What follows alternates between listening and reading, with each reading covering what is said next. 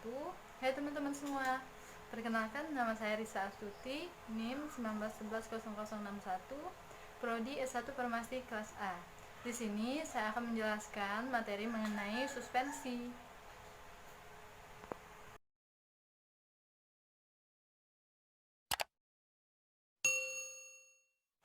Suspensi sendiri yaitu sediaan cair yang mengandung partikel tidak larut yang terdispersi dalam fase cair. Ukuran partikel pada suspensi yaitu lebih dari 10 ohm. Partikel suspensi dapat dilihat pada mikroskop biasa, dapat dipisahkan dengan penyaringan. Nah, dalam bidang farmasi, sediaan suspensi dibuat untuk membuat sediaan cair menggunakan zat aktif tertentu yang tidak larut air. Nah, beberapa alasan bahan aktif diformulasi dalam bentuk sediaan suspensi yaitu 1. Beberapa orang sulit menelan obat dalam bentuk tablet atau kapsul. 2. Sukar larut dalam air. Yang ketiga, dalam bentuk terlarut berasa pahit. Yang keempat, lebih stabil secara kimia daripada bentuk terlarut. Sediaan suspensi ada 5 yaitu 1. Suspensi oral, 2. Suspensi topikal, 3. Suspensi tetes telinga, 4. Suspensi optalmik, 5. Suspensi untuk injeksi. Nah, untuk suspensi oral yaitu sediaan cair yang dibuat untuk pemberian oral mengandung satu atau lebih zat dengan atau tanpa bahan pengaroma, pemanis, atau pewarna yang larut dalam air atau berbentuk emulsi atau suspensi. Sedangkan suspensi topikal yaitu suspensi topikal adalah sediaan cair yang mengandung partikel padat yang terdispersi dalam pembawa cair yang ditujukan untuk penggunaan pada kulit. 2. Beberapa suspensi yang diberi etiket sebagai letio termasuk dalam kategori ini. Nah, sedangkan suspensi tetes telinga yaitu sediaan cair yang mengandung partikel-partikel halus yang ditujukan untuk diteteskan di telinga bagian luar. Selanjutnya, suspensi optalmik atau untuk mata, yaitu sediaan cair steril yang mengandung partikel-partikel yang terdispersi dalam cairan pembawa untuk pemakaian pada mata. Obat dalam suspensi harus dalam bentuk termikronisasi agar tidak menimbulkan iritasi atau goresan pada kornea. Yang ketiga, suspensi obat mata tidak boleh digunakan bila terjadi massa yang mengeras atau menggumpal. Yang terakhir yaitu suspensi untuk injeksi. Sediaan berupa suspensi serbuk dalam medium cair yang sesuai dan tidak disuntikan secara intervena atau ke dalam larutan spinal. Nah, ada lagi satu yaitu suspensi untuk injeksi terkonstitusi, yang adalah sediaan padat kering dengan bahan pembawa yang sesuai untuk membentuk larutan yang memenuhi semua persyaratan untuk suspensi steril setelah penambahan bahan pembawa yang sesuai. Kekurangan pada suspensi: 1. Kestabilan rendah atau pertumbuhan kristal. 2. Terbentuk catching. 3. Alirannya menyebabkan sukar dituang. 4. Ketepatan dosis lebih rendah dibanding larutan atau ketepatan dosis pemakaian tergantung pada ketelitian pasien dalam menakar. 5. Jika terjadi perubahan suhu karena terjadi perubahan sistem dispersi. 6. Harus dikocok terlebih dahulu. Persyaratan. Nah, jika ada kekurangan pasti ada keuntungan. Keuntungan dari suspensi yaitu baik untuk pasien yang sulit menelan, homogenitas tinggi, lebih cepat diabsorpsi, dapat menutupi rasa tidak enak, mengurangi penguraian zat aktif, atau stabilitas terhadap hidrolisis relatif lebih baik dibanding sediaan bentuk larutan karena kontak zat dengan air lebih sedikit. Nah, selanjutnya yaitu flokulasi dan deflokulasi. Ketidakstabilan suatu suspensi menyebabkan suspensi dapat mengalami pengendapan dan penggumpalan partikel. Tipe pengendapan yang dapat terjadi adalah flokulasi dan deflokulasi. Nah, sedangkan flokulasi yaitu terjadi apabila gaya tolak menolak antar partikel relatif kecil sehingga partikel cenderung untuk mendekat dan menggumpal dengan jarak yang cukup untuk membuat flokulat yang renggang. 2. Partikel yang terflokulasi akan mengendap dengan cepat, tetapi karena ikatan antar partikel lemah menjadi mudah untuk didispersikan kembali.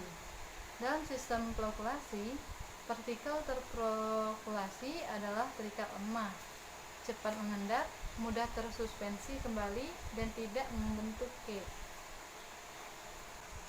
Nah, sedangkan deflokulasi yaitu jika energi tidak tolak-menolak antar partikel tersuspensi tinggi atau akibat potensial zeta terlalu tinggi atau terlalu kecil, maka partikel tidak akan menggumpal berkelompok. Bila partikel mengendap secara sempurna, maka partikel-partikel tersebut membentuk susunan yang tertutup, dengan partikel tersebut kecil mengisi ruang-ruang dari partikel besar. 3. Partikel-partikel di bawah semakin tertekan oleh partikel di atas, sehingga lama-lama menjadi massa yang kompak atau checking dan tidak dapat dikembalikan dengan pengocokan. Persyaratan suspensi. 1. Partikel tidak menggumpal dan tetap terdistribusi merata di seluruh sistem dispersi. 2. Zat yang tersuspensi tidak boleh cepat mengendap. 3.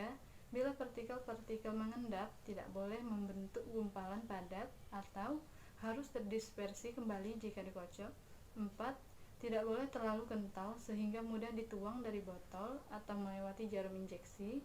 5. Untuk sediaan obat luar harus cukup cair sehingga dengan mudah tersebar di permukaan, tetapi tidak boleh mudah bergerak sehingga mudah hilang dari permukaan.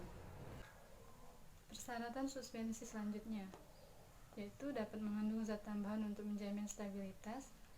2. Karakteristik suspensi harus tetap konstan selama penyimpanan. 3. Tidak boleh diinjeksikan secara intravena dan intratekal. Suspensi harus menggunakan antimikroba, harus dikocok terlebih dahulu, harus disimpan dalam wadah tertutup dan rapat. Yang selanjutnya yaitu stabilitas suspensi. Faktor-faktor yang mempengaruhi stabilitas suspensi yaitu 1. Ukuran partikel. Semakin kecil ukuran partikel, maka semakin besar luas penampilannya.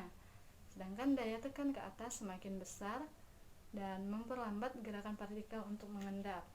Yang kedua, semakin besar ukuran partikel, maka kecil luas penampangnya. Daya tekan ke atas semakin kecil, mempercepat gerakan partikel untuk mengendap.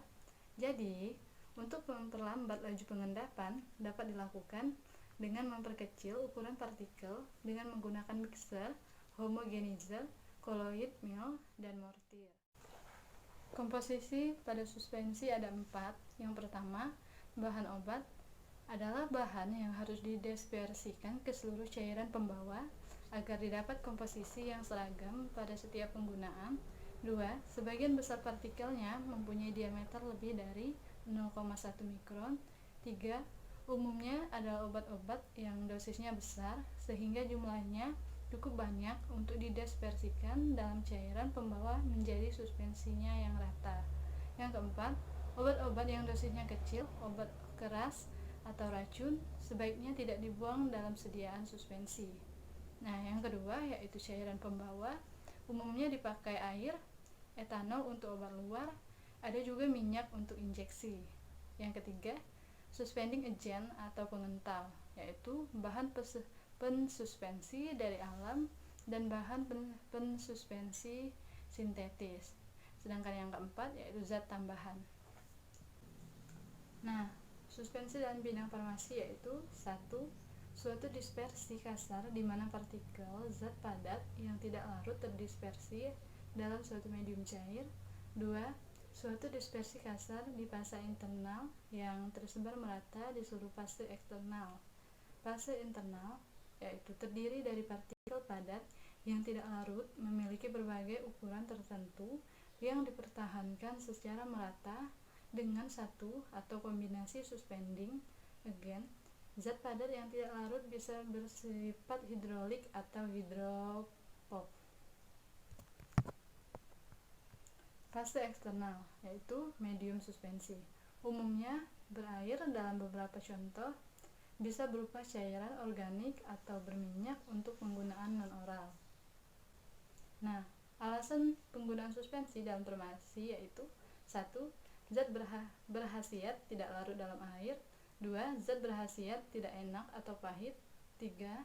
Mengurangi proses pengurangan zat aktif dalam air. 4. Kontak zat padat dengan medium dispersi dipersingkat. 5. Memperpanjang pelepasan obat menggunakan pembawa minyak.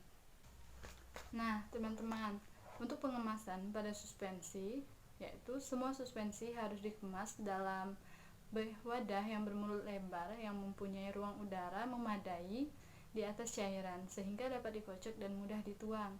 Kebanyakan suspensi harus disimpan dalam wadah tertutup, rapat, dan terlindung dari pembekuan, panas yang berlebih, dan cahaya. Nah, baiklah, mungkin itu saja yang dapat saya presentasikan mengenai materi tentang oral suspensi. Jika ada yang salah, saya mohon maaf. Saya akhiri dengan ucapan wassalamualaikum warahmatullahi wabarakatuh. Dah.